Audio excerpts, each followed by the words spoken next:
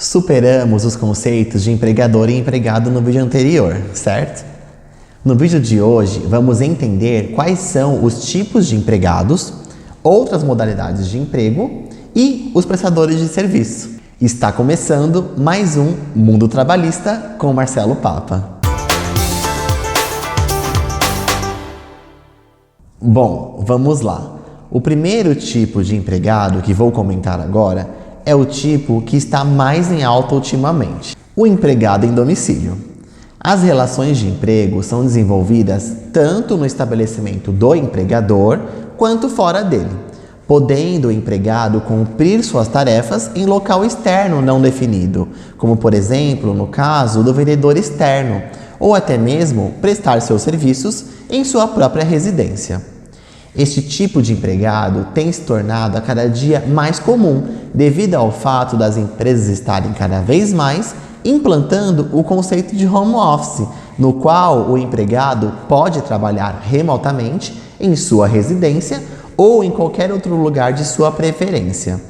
É importante destacar que atualmente já contamos com sistemas alternativos de controle de jornada, os quais permitem a marcação de ponto remotamente, permitindo ao empregador um controle efetivo das horas trabalhadas, mesmo quando o trabalho é realizado fora das dependências da empresa. No entanto, ainda assim, pode haver atividades externas incompatíveis com a fixação do horário de trabalho, mas isso em nada afeta a existência da relação de emprego, pois, conforme preceitua o artigo 62, inciso 1 da CLT, isto é perfeitamente possível. Agora, vamos entender um pouco melhor sobre o empregado em regime de teletrabalho. Por meio da reforma trabalhista, foi instituído o regime de teletrabalho, que consiste na prestação de serviços preponderantemente fora das dependências do empregador, com a utilização de tecnologias de informação e de comunicação, que por sua natureza não se constituam como trabalho externo. O comparecimento do empregado às dependências do empregador para a realização de atividades específicas não descaracterizam o regime de teletrabalho, ok? Importante destacar que para esta modalidade de contratação, o empregador deverá observar que o contrato de trabalho deverá ser escrito e especificar as atividades que serão realizadas. Nosso próximo tipo são os empregados aprendizes. A Constituição Federal determina que a idade mínima para o trabalho é de 16 anos. No entanto, tendo em vista a necessidade de formação de mão de obra e de abertura de uma porta de acesso para os jovens, a mesma Constituição Federal abre uma exceção para os menores aprendizes, que podem trabalhar a partir dos seus 14 anos de idade. As empresas poderão contratar empregados aprendizes de até 24 anos de idade. O artigo 429 da CLT prevê que todas as empresas contratem um número de aprendizes equivalente a um mínimo de 5% e um máximo de 15% do seu quadro de empregados, cujas funções demandem formação profissional. É facultativa a contratação de aprendizes pelas microempresas, empresas de pequeno porte, inclusive as que fazem parte do Simples, e bem como pelas entidades sem fins lucrativos, que tenham por objetivo a educação profissional. Falarei agora dos empregados domésticos. O empregado doméstico é aquele que presta serviços de forma contínua, subordinada, onerosa e pessoal, de finalidade não lucrativa à pessoa ou à família, no âmbito residencial destas, por mais de 2 dias por semana.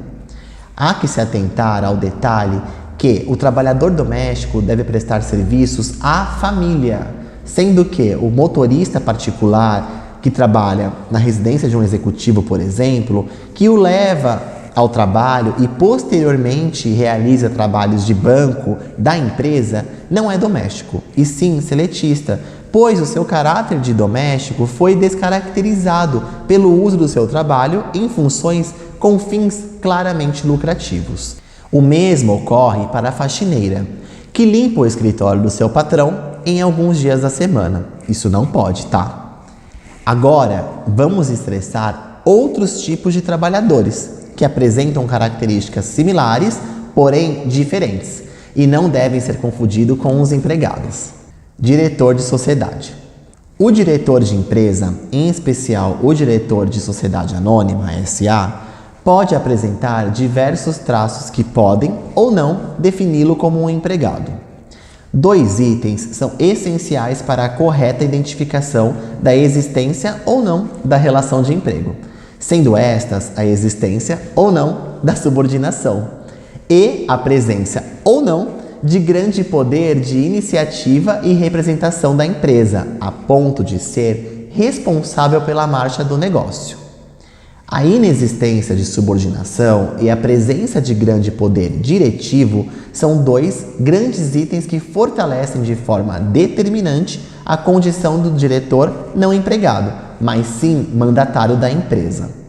No entanto, há casos nos quais a relação de emprego e de mandato podem coexistir em espaços de tempo definidos. É o caso do empregado que é eleito diretor de SA. Neste caso, a sua relação de emprego, existente até a data da sua posse, é e permanece resguardada, pois o seu contrato de trabalho fica suspenso a partir desta, voltando a vigorar somente após o final da vigência do seu mandato, ou a sua destituição do cargo de diretoria. Trabalhador temporário. O trabalhador temporário é aquele que presta serviços a uma empresa e deverá seguir as seguintes características. O trabalhador temporário deve ser intermediado por uma agência especializada, sendo o seu vínculo de trabalho direto com a agência. A utilização deste tipo de mão de obra somente pode ocorrer em 2 situações, sendo essas necessidade de substituição transitória de pessoal permanente ou a demanda complementar de serviços. O contrato de trabalho assinado entre as partes deve ter o prazo máximo de 180 dias, podendo este ser prorrogado por mais 90 dias. Trabalhador autônomo.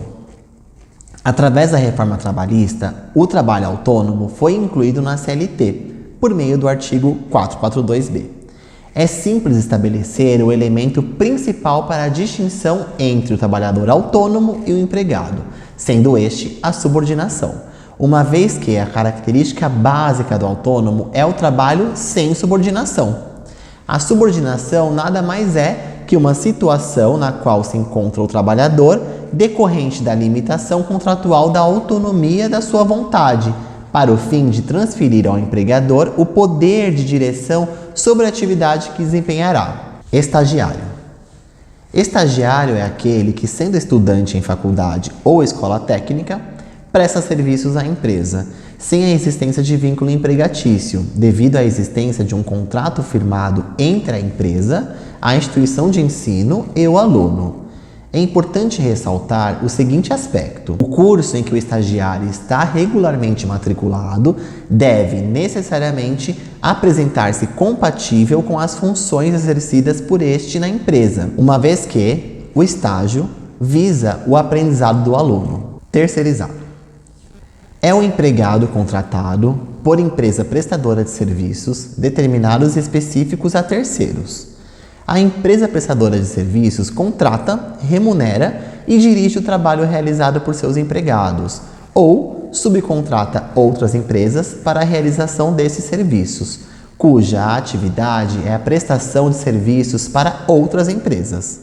O trabalhador terceirizado mantém vínculo de emprego com o seu empregador, sendo este responsável pelas obrigações trabalhistas, tributárias e cíveis que decorram desta relação de emprego, apesar do fato de prestar serviço a outras empresas. Inicialmente, os preceitos básicos que regulavam esta relação, apenas as atividades meio poderiam ser terceirizadas. Recentemente, essa limitação foi rediscutida e alterada posteriormente pela Lei 13.467, e as empresas podem terceirizar as atividades principais também.